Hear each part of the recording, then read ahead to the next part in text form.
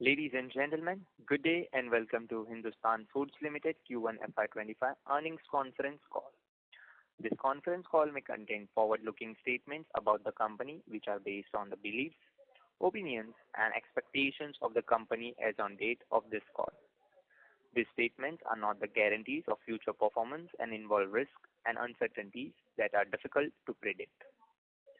As a reminder, all participant lines will be in the listen-only mode, and there will be an opportunity for you to ask questions after the presentation concludes.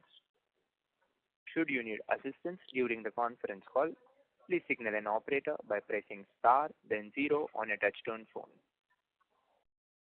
I now hand the conference over to Mr. Samir Kothari, Managing Director of Hindustan Foods Limited.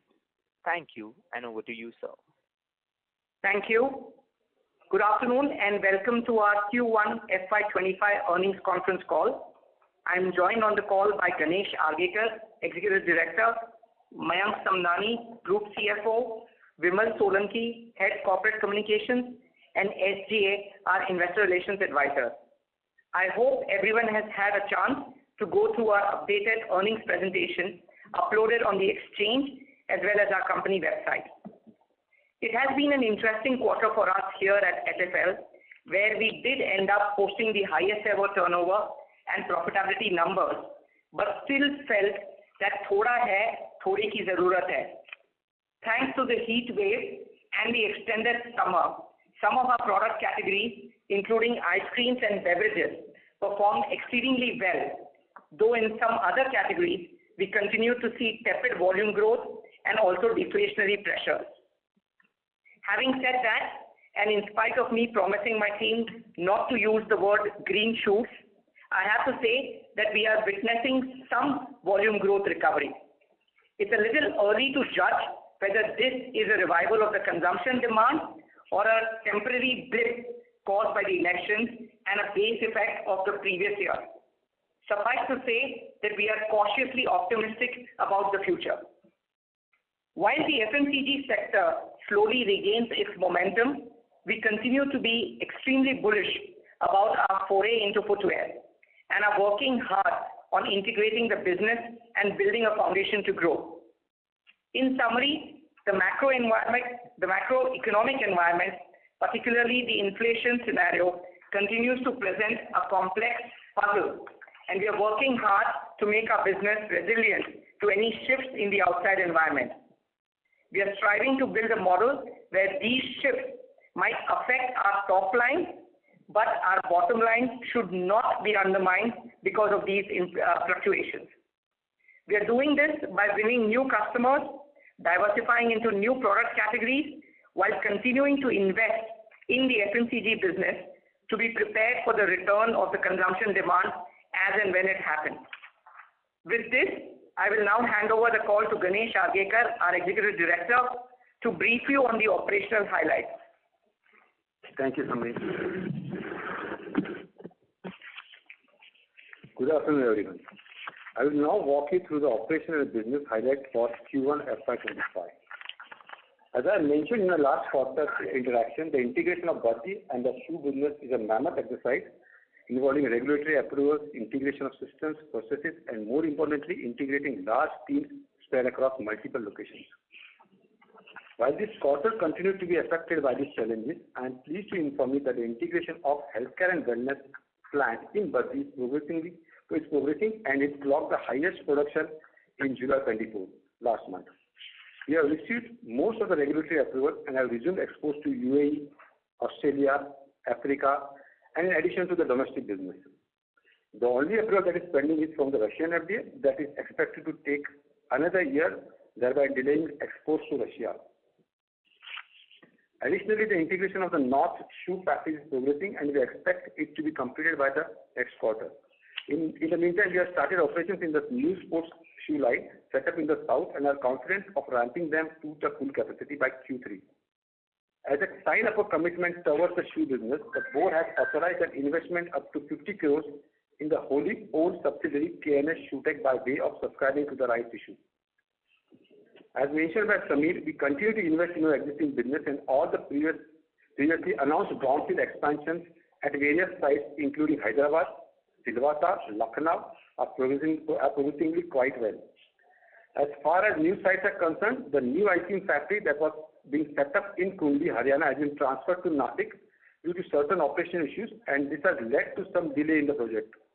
Production is expected to commence by March 25, that is the next season. With this, I will now hand over the call to Mayank Samdani, our Group CFO, to take you through the financial results for the quarter ended 30th June 24. Thank you. Thank you, Ganesh. Good afternoon, everyone. I would now run you through the financial performance for the quarter that went by. We achieved the highest quarterly turnover on a consolidated basis at rupees 670.9 crores, having grown at 40.4%.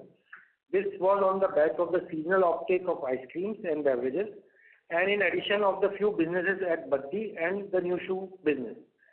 It did, however, fall a little short of our expectations, as we saw some fall on the commodity prices in the quarter, and the fact that Baddi and the shoe factories are still in the process of being integrated and have not ramped up to the level that we would like. These factors did lead us to being able to post our highest ever PBT numbers of rupees 36.2 crores. The continuing integration of Baddi factory and the shoe unit, which have led to the higher growth in our EBITDA numbers, a growth of 47%, than the PBT numbers, which was up only 23% in comparison, since we were not able to completely absorb the additional depreciation and finance costs of these businesses. Our PAT for the quarter was also at the historical high of 27.2 crores, having grown at 16.5%, despite being affected by the higher tax incidence in this quarter. The effective tax rate is increased to around 25% as compared to 20% in last year. We believe that the effective tax rate will be around 25% here on. With this, I would like to open the floor for the questions.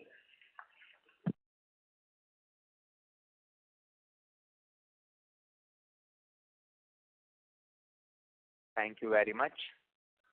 We will now begin the question and answer session. Anyone who wishes to ask a question may press star and 1 on the touchtone telephone. If you wish to remove yourself from the question queue, you may press star and 2. Participants are requested to use handsets while asking a question. Ladies and gentlemen, we will wait for a moment while the question queue assembles.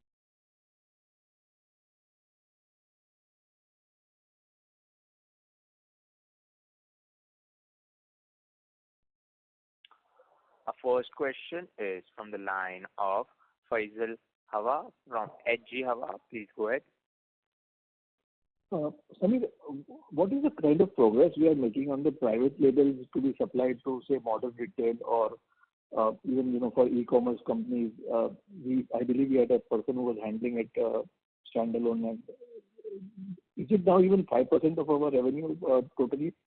And second, within this footwear space, how are these BIS norms going to affect us? And will it lead to a lot of work coming in for contract manufacturers of footwear? And is the existing industry even geared up to handle the kind of goods influx that may come of orders? And are the shoe companies still facing some kind of shortages in replenishing their showrooms? Good afternoon, Faisal. First, as far as private labels is concerned, we continue to work with most of the online as well as offline retailers. As I mentioned earlier, that business is a very strategically important business for us. But from a volume perspective, or for that matter, from a value perspective, it continues to be very, very small. And that's probably representative of the market in general. When we're dealing with the larger brands or we're dealing with the larger FMCG companies, obviously in terms of scale, our business on private label continues to be very, very small. However, the number of customers in private label has increased tremendously over the last few quarters, including a bunch of B2C brands and online as well as offline retailers. The another interesting aspect of the private label business in the last quarter has been that we have successfully started work with some of the online retailers for our shoe business as well. And in some of the online as well as offline retailers, you will now see shoes which are manufactured by us both women's footwear as well as men's footwear. Again, when you compare that to the larger brands of, let's say, a Bata or a Puma or any of these guys, it's extremely small, but we've definitely started work with those guys as well. Speaking of the shoe business, you are absolutely right. BIS is a major tailwind as far as the shoe business is concerned. I think we've been extremely lucky to be able to get into the shoe business at a time when manufacturing capacity is extremely short. Most of the brands who are in the country are redrawing their manufacturing footprint, are redrawing their supply chain, moving away from imports, trying to increase the production in-house. And of course, one of the bigger beneficiaries are contract manufacturers like us. If I have to make a statement as far as the manufacturing industry or the manufacturing ecosystem is concerned, the short answer is no, we do not have capacity enough to absorb the entire demand which is getting generated because of BIS and because of the import duty. And as a result, brands will continue to import. August is the date from when BIS has been implemented. People have stocked up on their imports in view of this, because we do not have the capacity as a country to actually fulfill the demand that the shoes sector has in the country. So from that perspective, I think we are in a great position where, in spite of all the integration issues that we are facing in the shoe business, we continue to perform reasonably well.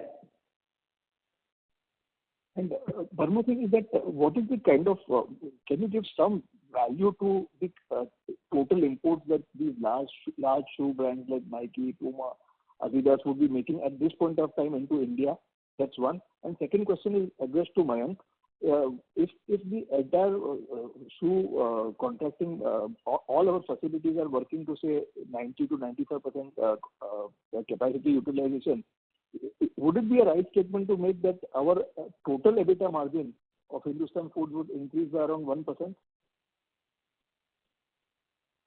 Okay, the first question, Faisal, I actually don't have any published data to talk about. It's more anecdotal, and from an anecdotal data, I can tell you that at least as far as the high-end shoes are concerned, you mentioned Nike as one of the brands. Majority, I would say nearly 80, 75, 80% of the shoes are actually imported. On the other hand, in the mass market and slightly lower level, there's more of indigenization happening. At the top end level, the ecosystem for making these high-end shoes is just about developing in the country. And I think we still have at least a few more years before we become capable enough to be able to handle the entire range of shoes from perspective of high-end shoes to the mass market. But in terms of numbers, I really don't have any kind of published data of how much is imported and how much is domestic. Now, as far as the financial question is concerned, I don't know if Mayank has got it or he wants you to repeat that question. So, Faisal, that turnover of the shoe business vis-a-vis our entire business will be around 7 to 10% of the entire business. So EBITDA-wise, surely the EBITDA will increase with the better margins of shoe business, but 1%, I am not sure about that. Okay, thank you. I appreciate your answering my question. Thank you. Our next question is from the line of Akhil Parekh from B&K Securities. Please go ahead. Hi, thanks for the opportunity and many congratulations to the team for delivering a good set of numbers. My first question is on the OTC pharma business. It's a big acquisition which we have done, but we have been a bit reluctant to highlight, the kind of potential sales this manufacturing unit can do. If we can throw a bit more color or give more details around this business, and prior to acquisition, how big was Russia as a percentage of food for this segment. Sure. Thank you, Akhil. As far as the OTC pharma business is concerned, it's not that we've been reluctant to share the data. We've been quite forthright and transparent in terms of what we are doing there.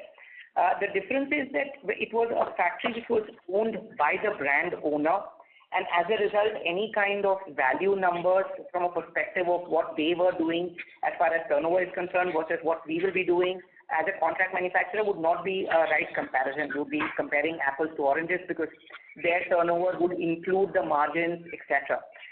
From a volume perspective, I think we mentioned this earlier that we have an anchor tenant agreement with our customer there, where nearly 60-65% of the capacity has been underwritten by our main customer. And like Ganesh was mentioning in his opening remarks, we have more or less been able to integrate all the other requirements in terms of regulatory and have achieved, I think, at least a decent number as far as domestic production as well as export to all of the other countries that Ganesh mentioned. Russian FTA is one particular product which is getting exported to Russia. Unfortunately, because of the various political as well as other issues in Russia, that's taking a little bit of a time. It's one particular product out of probably around 20 odd products that we make. In terms of value, because it's export and because it's a high value item, it's reasonably significant in terms of the turnover. But from a profitability perspective, given the anchor tenant arrangement that we have, we don't see that affecting us too much. Again, just to repeat in terms of the volume, again, like Ganesh mentioned in his opening remarks, July of this year, which was the previous month, we hit our highest turnover in Baddi. I am reluctant to talk about the value terms of what the turnover of that factory was, but in terms of volume, that's the highest that factory has produced since December of probably 2023. So in the last nearly 2 years, that's the highest quantity that we have produced. So I think, we are reasonably confident about the integration. The Russian FTA continues to be a dampener, but I don't see that affecting our bottom line, even if it does affect our top line to a certain extent. Sure. This is helpful. And did it contribute to the top line in 1Q of FY25, the OTC pharma business? I'm sorry, Akhil, I didn't get that. I'm saying the OTC pharma plant, did it contribute to some extent during the first quarter of FY25, or it will start contributing from July? No, we started production we actually have been trying to run that factory since January of this year. It continues to perform. It's not that the factory is shut. It's just that it has taken us a lot of time in terms of approvals and ramping up the production because obviously being OTC pharma products, we can't produce unless we have the licenses in place. And again, like Ganesh mentioned, most of the licenses are now in place, and that's why while April, May and June, it did contribute to the top line. And in case of July, it was higher than what it did in the previous month. Okay, great. This is clear. Second, of the sports shoe business, again, the facilities which we have acquired in North, have they contributed in the sales in the first quarter, or it will start contributing from second quarter? So again, Akhil, both the factories, right, Baddi as well as the sports shoe facilities have been acquired as a going concern. So while we've been facing integration issues, whether it is related to systems, processes, or people in case of the North shoe factories, or in case of regulatory issues in case of Baddi, it's not that the production was zero. It's not where we would like it to be. Okay.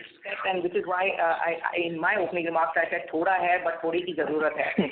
Sure. We would definitely prefer and like it to be a little bit higher than what it is. And we are saying that I think especially as far as Baddi is concerned, I think this quarter we should be at a decent level. And with the shoes, we are hoping that from Q3 we should be where we want to be as far as the shoe business is concerned. Okay. So is there a slight delay basically by a quarter for this shoe business? depends on how you define ramp up. I mean, if you talk about this quarter's performance of the shoe business, we have already exceeded the turnover from at a run rate basis from what we acquired it at. But like I said, thoda hai, but thodi ki aur zarurat hai. We are confident that we should be able to ramp it up further. Okay, great. And just two more questions before I get back in queue. Last 5 quarters, if I look at it, I know EBITDA margin is not the right metric to look at, but has sustainably been above 8% kind of thing. So is it largely because of the price deflation what we have seen, or is there some change in the product mix or some change in the business model where, probably the shared model is contributing more to the top line? So while I'll ask Mayank to get into the details of the question, let me just repeat my caveat. Margins is not the best way to look at our businesses. The reason why in our commentary, or rather in Mayank's commentary as well as now in the investor call opening remarks, we talked about EBITDA margin. That's because of the seasonality. We wanted to ensure that people like you who are following the company understand the effect of seasonality as far as this quarter is concerned, while also appreciating that Buddy and the shoe tech business continue to drive down our PBT and PAT numbers. But I'll let Mayank explain that to you in detail. Hi, Akhil. So you are correct in both the sense that the EBITDA margins from last 5 quarters is over 8% mainly because of the deflationary trend which is higher. So the deflation trend is still there. We are not seeing that it is sustained yet. So the margins are better because of deflation, and also the shoe business and the new businesses which are there are better in terms of margins. That is why we are seeing some blip in the EBITDA margins. Sure. That's great. And lastly, in press release, we have not mentioned that we continue to guide for that 4,000 crore of a top line for 25. Do we still maintain that, or there might be some deviation to that number? So in the press release as well as in the opening remarks, what we've said is that frankly, we are not understanding what's happening on the inflation front. I'm sure people like you who look at macroeconomic numbers more than we do will understand it better. In some categories, we continue to see deflation, and in some categories, we are beginning to see inflation coming back. Like we've mentioned time and again, our top line is a complete pass-through, especially as far as raw materials and packing materials is concerned. So from that perspective, if most of our prices go up, volume, even if the same volume will end up showing a higher turnover, while it may not affect our bottom line. So the reason why we've stayed away from mentioning about the 4,000 crores is the actual answer is we don't know. In this past quarter, it's been the volumes have ramped up to the level that we want. The volumes actually have ramped up to a level which should generate at normal levels generate a turnover greater than 4,000 crores, which is why we've been forthright in saying that our bottom line numbers should not get affected by this inflation deflation. However, as far as the top line number is concerned, I really don't know how the macroeconomic conditions are going to work out in terms of petrochemical prices or agricultural commodities. Sure. That's helpful. Best wishes. Thank you so much. Thank you. Our next question is from the line of Nirav from Birla Sun Life Insurance. Please go ahead.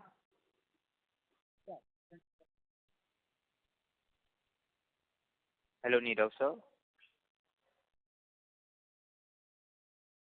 Nirav sir. Hello, can you hear me? Yes, sir. Please go ahead. Yeah. Thank you for this call.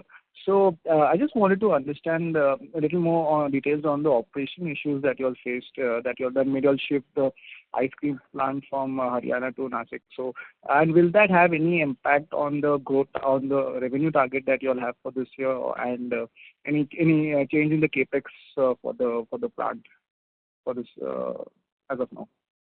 So, yeah, sure. So, Nirav, the factory which was supposed to come up in Kundli I think we had mentioned it in a couple of quarters ago that we had signed an agreement with the Central Warehousing Corporation for that factory.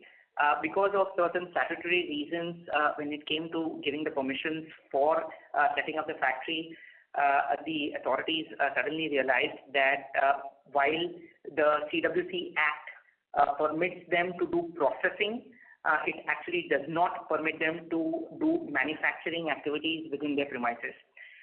This nuance between processing and manufacturing is what caused us to relook at their entire arrangement, given that we would have been investing more than 100 crores in that site. We really did not want to get into a situation where the viability of that or the actual existence of that site is dependent on the definition between processing and manufacturing. So in consultation with the customer, we took the decision to relocate that factory from Kundli to Nashik. And I think, yes, it will affect the project is probably going to get delayed by a couple of months. We started a groundbreaking in Nashik last month, and construction for the facility has started. We are reasonably confident that we should be able to start production by March, which is what the season is.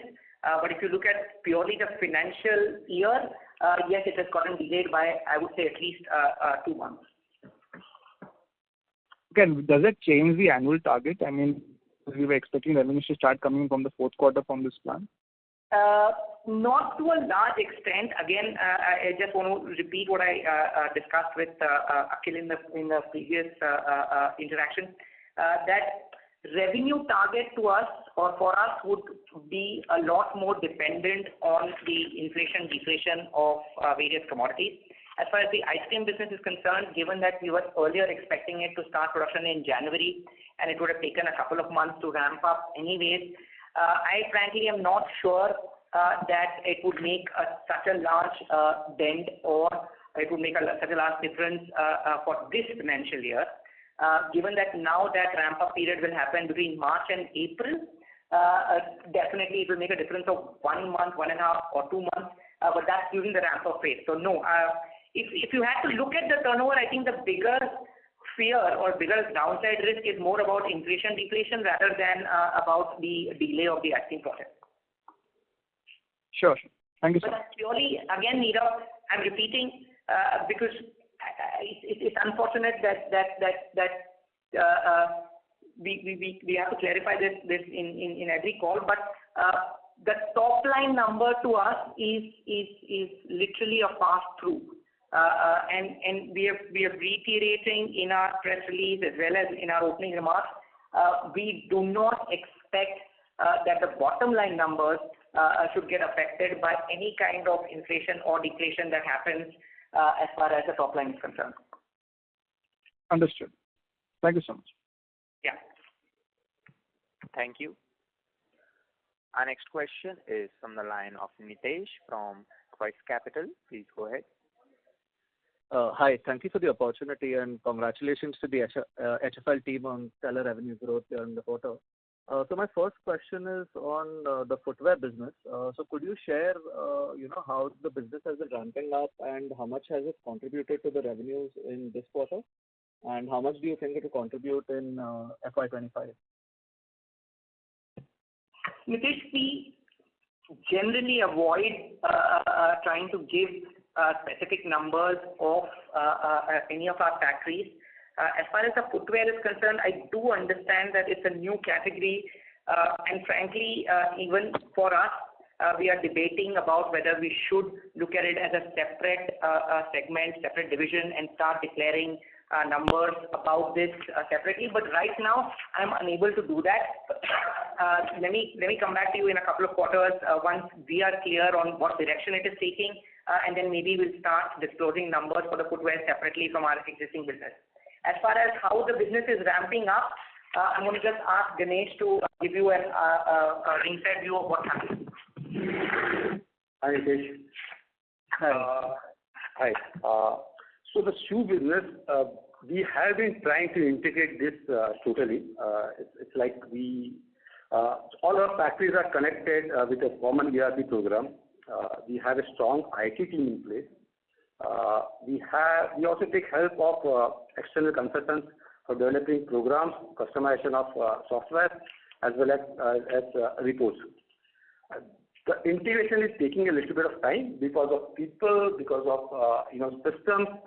Just imagine the number of items that we deal in. I mean, there are more than 50,000 RMPM masters, more than 3,000 vendors who are supplying to the factory. The set of operations are different in different factories. One factory is manufacturing. I mean, I would say the set of operations would mean stitching, cutting, assembly, sole fitting, stock fitting. So the integration part itself is taking a bit more time than expected. However, we are confident that in the next coming quarter, we would be able to integrate fully and we should be online for the target. So we expect, steady state from Q2 onwards?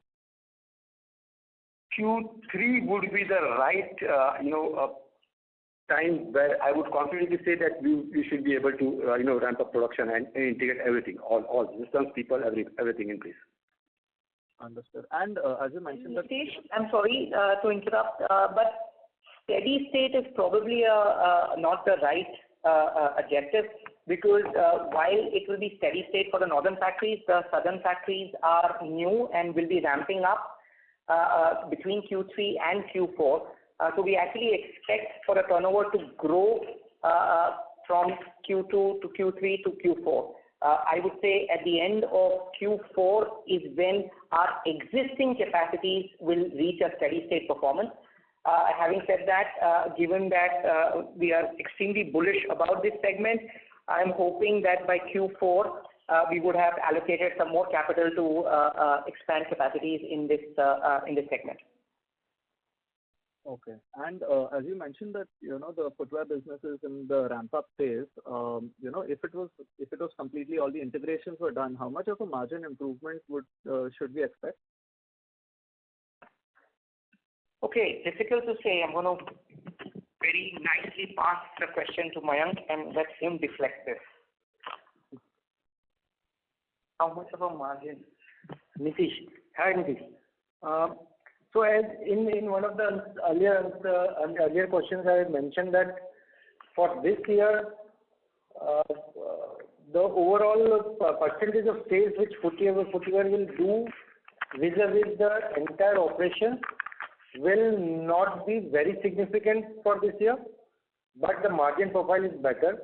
So as of today, I am little reluctant to give you the margin betterment number. Probably once in Q3 we can give you these numbers when we are ramped up to certain capacities. Okay. Just on the revenue growth in the quarter, just wanted to understand, how much of this revenue growth is coming from seasonal products and how much of this demand do we see, to be recurring over the next few quarters?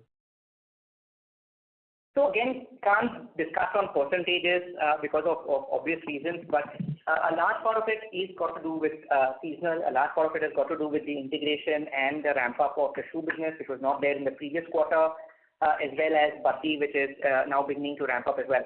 Which is why we try to go at length in both the commentary as well as our opening remarks to say that it's a combination of a bunch of things as far as top line is concerned. It's a combination of extended summer. It's a combination of extreme high temperatures that both the seasonal products, ice creams as well as beverages, have actually had a record year.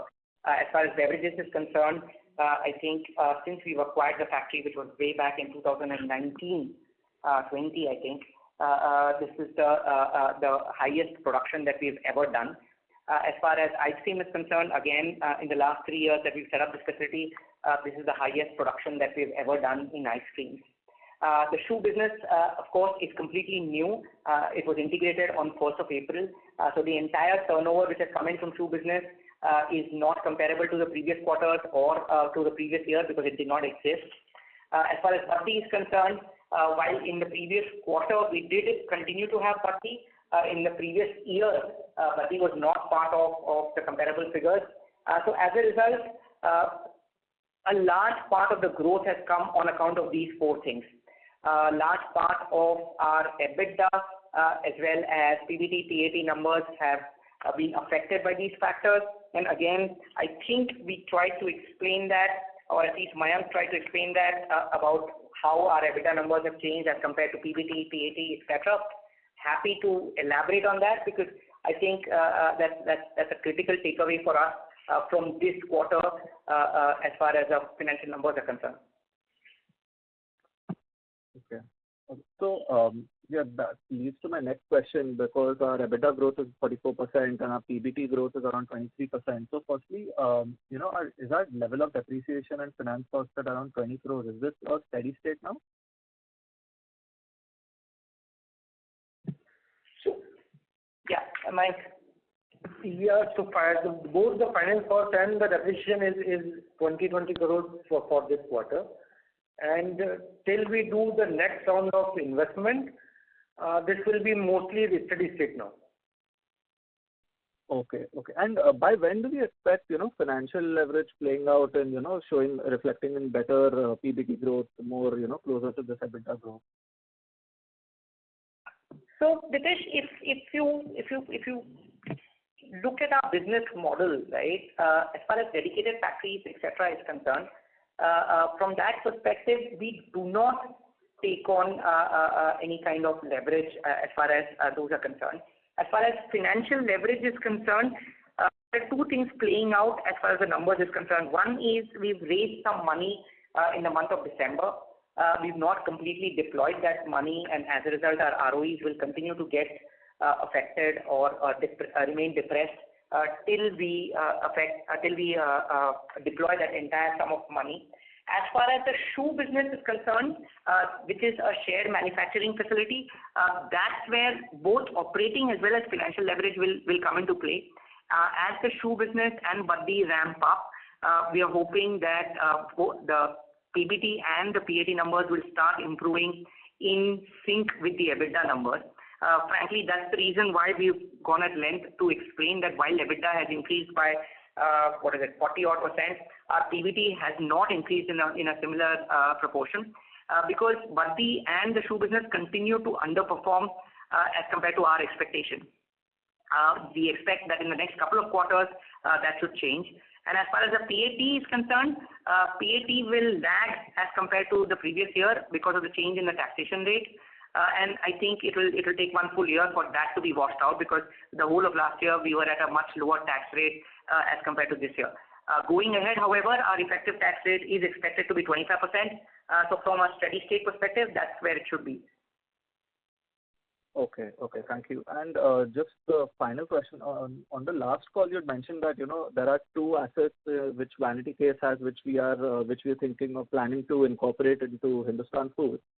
So is there any update on this merger? So there was one operating asset which is a Nashik one. Another one was the holding company which we are reverse merging. So the operating asset is only one which is a Nashik unit.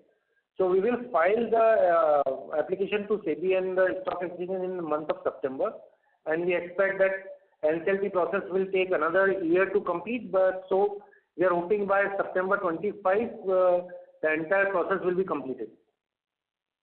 Okay. This is the plant which caters to D2C brands, mainly, right? No. This is the plant where we are manufacturing certain dry mix powders for a large customer.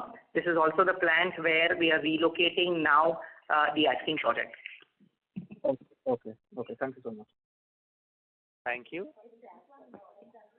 Our next question is from the line of Mayur from Wealth Manager India Private Limited. Please go ahead. Hello. Am I audible? Yes, sir. Good evening and thank you for taking my question and congratulations on the recent set of numbers. Actually, Mike, I understand that you would not be very comfortable giving all the percentage growth for categories, but just to understand how has the core FMCG segment performed? There is a lot of understanding that the rural is coming back at the OEM levels and things are improving. So at your end, how have you seen the core FMCG category growth?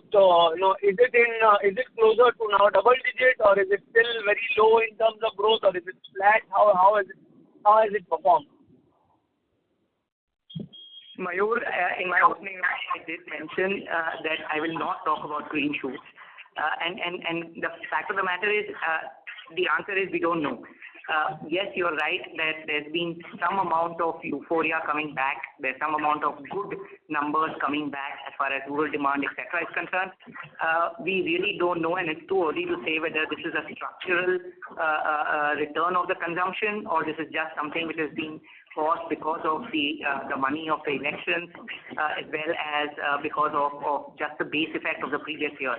I think you'll have to give us a couple of quarters more to understand what is happening, and frankly, the commentary from our customers will probably be a better indicator of what is happening on the rural demand, because please appreciate that we are the secondary network effect of that, right? I mean, when you have rural demand coming in, they will be the first beneficiary. They will start selling more. Once they start running out of capacity, that's when they would come to us to set up new facilities, and there will definitely be a lag. So the day you start seeing the CEOs of our customers raving about the rural demand, the next quarter we will start raving about it as well. So outlook is one thing, Samir. I just wanted to know how has it done in the quarter gone by? Has the growth picked up? I understand you will not be ready to commit whether it's a structural change or not, but how has it happened in the quarter? So in case of some categories, it has definitely picked up. In case of some categories, it has not. I really am unable, and given that we work with so many categories, right? It's very difficult for me to make a generalized statement. I mean, we deal with products. So, for example, beverages and ice cream have done tremendously well.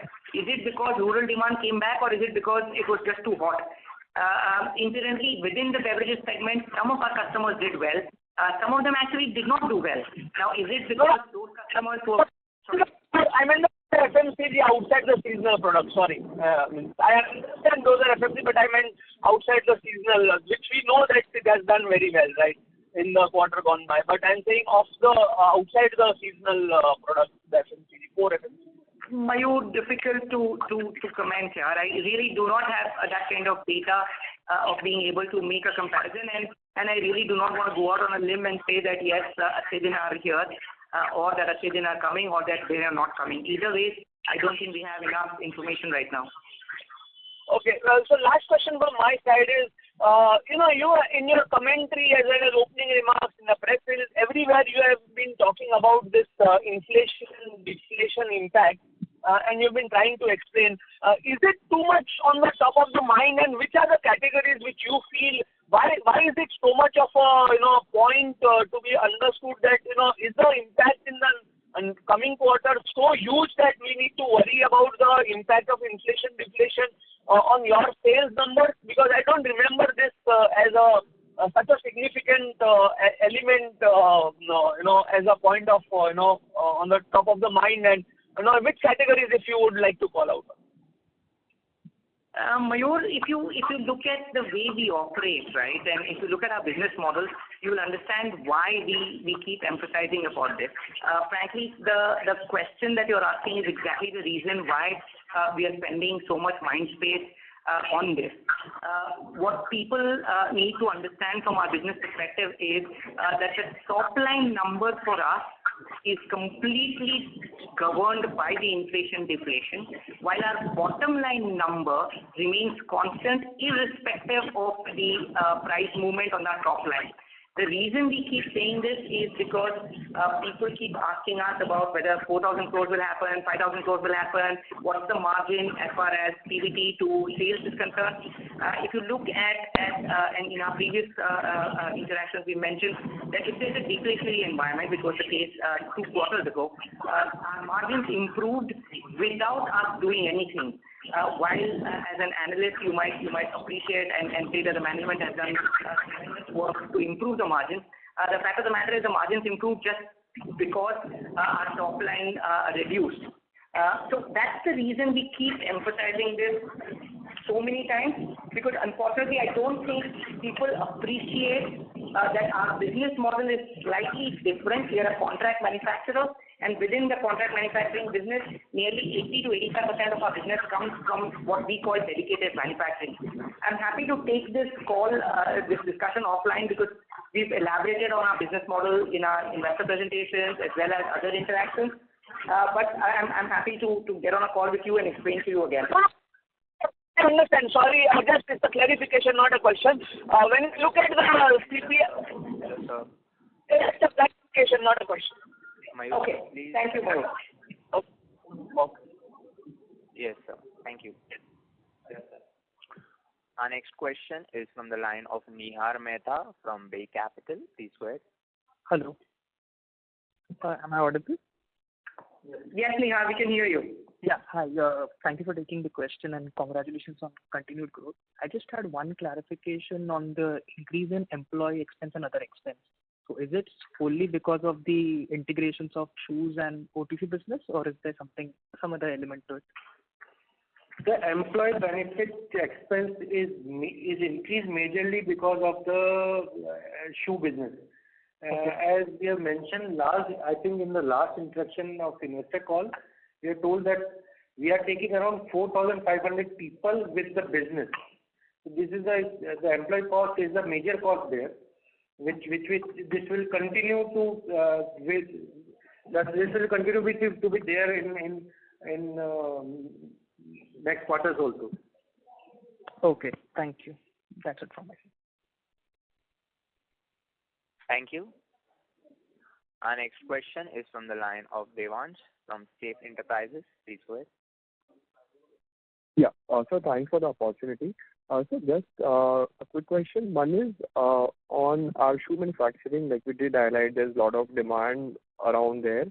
And there has been some challenges in integration. Can you just elaborate a bit more on that? And another thing is, when do you expect it to fully ramp up? What are our internal targets right now? And second question is, sir, with respect to Baddi, there are three parts. One is the anchor tenant model. One is for dedicated manufacturing for your racket. And within that, there is some challenges with Russia. And another thing is that new customer acquisition, which we have to do over there to fully ramp up. So what is the progress there right now? How are the new customer acquisitions progressing? So if you can just elaborate on these two questions. Sure. Devansh, as far as the shoe business is concerned, I think Ganesh spoke about it. We expect from Q3 for at least the North factories to ramp up to their stated capacities. The South factories will continue to ramp up further between Q3 and Q4. Assuming that we're not doing any more capacity additions, Q4 would be the steady state number as far as the existing capex that is being invested in the shoe business is concerned. From a target perspective, I think I answered that earlier for someone. It's a little, we ourselves as a management are a little confused about whether we should start disclosing the shoe business numbers separately or not. Bear with us for another quarter or so. Let us try and understand how this business is shaping up and how different it is from our existing business, and whether it deserves a special mention in terms of a separate category. For the time being, all I can say is that we are hoping that by Q4 we should be able to be fully ramped up for our existing investments as far as the shoe business is concerned. As far as Baddi is concerned, you are absolutely right. One of our customers is our anchor tenant in that facility. As far as the ramp up for that anchor tenant is concerned, other than Russia, all the other markets, including the domestic markets, have ramped up to the capacity that has been committed by that customer. So from that perspective, again, we are reasonably confident about meeting our bottom line guidance as far as that anchor tenant customer is concerned. For getting new customers, that's an ongoing process where the gestation period, because it's an OTC pharma site, is slightly longer than let's say our regular FMCG sites or any of the other home care sites. Purely from a regulatory perspective, even if we have to launch and we are currently working with a couple of customers on new product launches. Just the stability and the formulation trials and the regulatory requirements can take as much as 8 months to a year. So I don't see us being able to sign on any new customers in this financial year, and that's what we had built in even in our numbers, that we do not expect any new customers to come in this financial year. If they do, we will definitely come back to you, and that frankly would be a bonus if it happens. Okay. Thanks.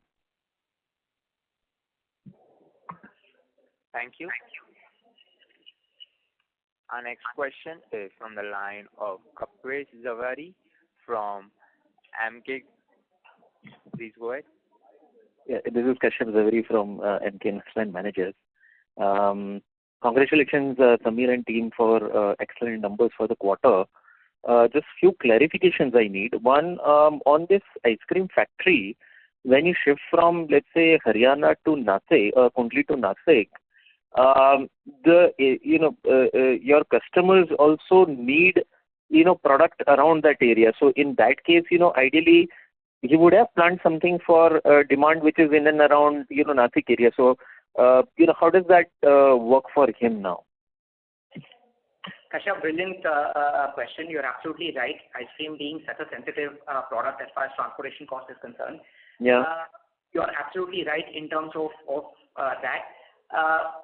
Without getting into too many details, which I can't, obviously for confidentiality reasons, let me tell you that obviously this decision was done in consultation with the customer.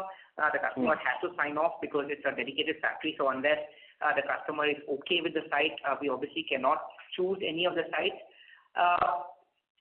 Maybe, and nobody can predict the future, but maybe we might look at a couple of factories coming up from a geographical location perspective. But that's something we don't know. Sure. Second, just a clarification. You mentioned that there has been some deflation in some of the commodity prices. So in that 44% value growth 40% value growth in the top line, volume growth should have been slightly higher, right?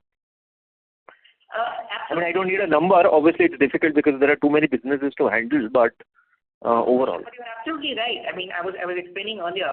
So the shoe business, for one, was not there in the previous quarter as well as in the previous year. So that's a completely new addition to the top line. The Patti factory, while it was there in the previous quarter, was not there in the previous year. So that's a complete addition when you look at Y-on-Y numbers. And obviously, both of those businesses add to the top line in terms of value as well as volume. Sorry, Samir, sorry to interject here. My question is slightly different. I'm saying this 40% value growth also includes all this, but what I'm asking is that our volume growth should be higher than 40% for the quarter, including all the businesses that we have added in last 4 quarters. Versus that 40% value growth, I'm asking. So it's not comparable, right? I mean, we're manufacturing, let's say, 100 pairs of shoes in this quarter, which were not there in the previous quarter. So there's a volume growth of those 100 pairs for sure.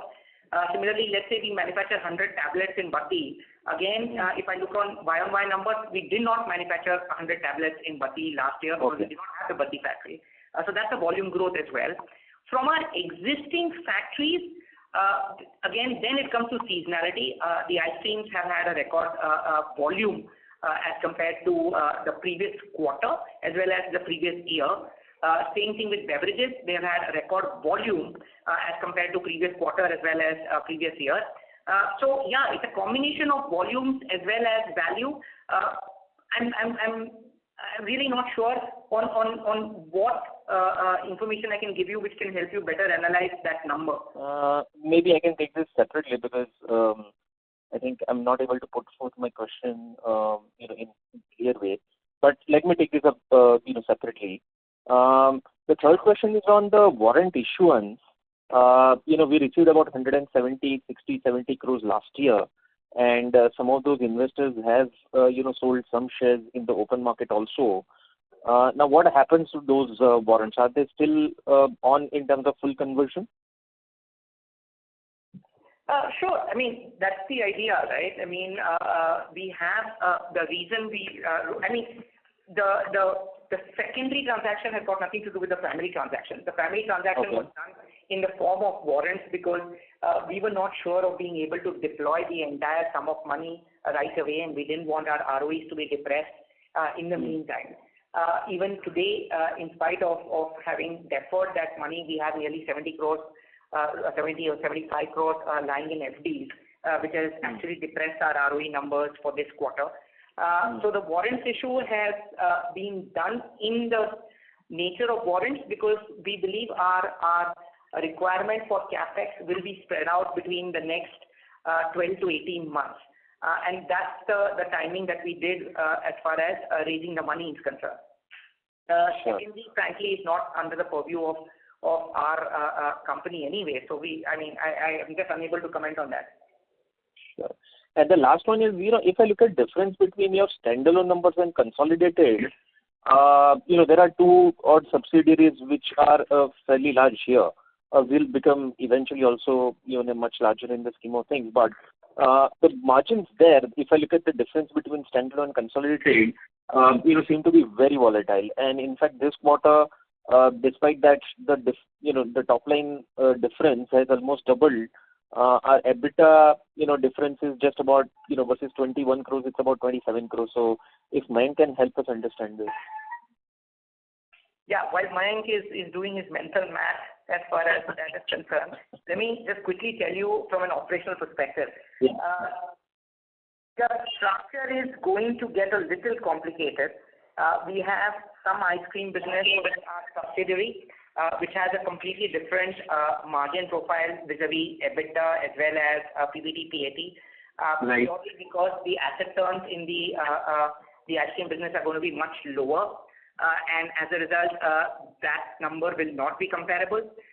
We also have our shoe business, which has come into the subsidiary, and that's going to completely change the margin profile again, because that one is a shared manufacturing business, has extremely high asset turns, because it's a very labor-intensive business, like Mayank was saying. We have nearly 4,000 odd people who have come on board, and that's going to change the margin profile as well. I don't think it would be right to look at it from that perspective. Even within the subsidiaries, because ice cream is a seasonal business, if you look at it from quarter to quarter, the margin profiles will change. We have tried to explain that at a console level, saying that EBITDA has risen more than the PBT numbers because Bhakti as well as the shoe business have not performed as well as they should have. We've also tried to inform that PAT is grown lower than PBT because the tax rate has increased. I would urge you not to split hairs trying to get into the margin profile of, let's say, the ice cream or the shoe business. The shoe business, like I mentioned earlier as well, is something we will probably in the next couple of quarters come back and start looking at those numbers individually, because I don't know. I understand that as an analyst, you might want more clarity about what's happening with the shoe business, especially since it's a very labor-intensive business and has very, very high asset turns, will have a completely different ROE profile as compared to our regular businesses. But give us some time to think about that. Sure. But just some clarification in terms of numbers, Mayank, if you can later, help us, that would be great. We will connect separately. Sure.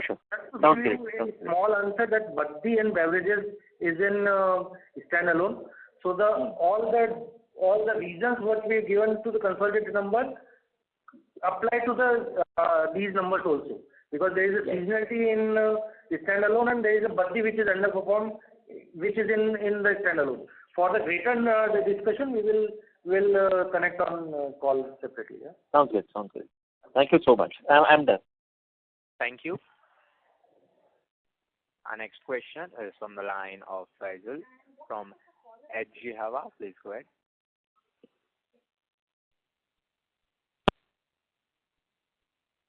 Hello, Faisal, sir. Please go ahead, sir. Hello, Faisal, sir.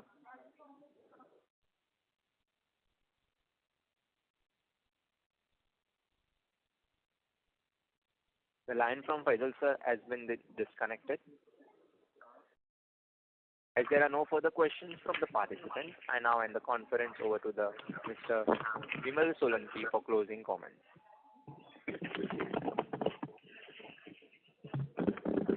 Thank you.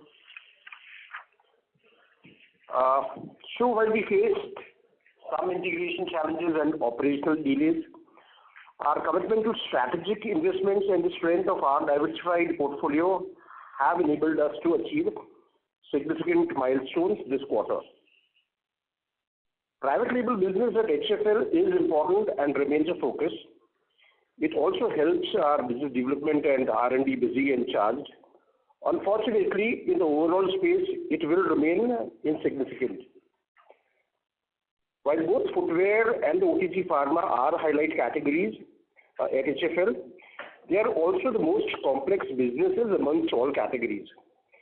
So once the integration and ramping up is in place, I am certain they will get onto our press release headlines soon. I take this opportunity to thank everyone for joining on this call. I hope we have been able to address all your queries. For any further information, kindly get in touch with us or SGA, our investor relations advisors. And here sending you a dose of patriotism from our family to yours this 15th of August. Jai Hind. Thank you. On behalf of Hindustan Foods Limited, that concludes this conference. Thank you for joining us, and you may now disconnect your lines.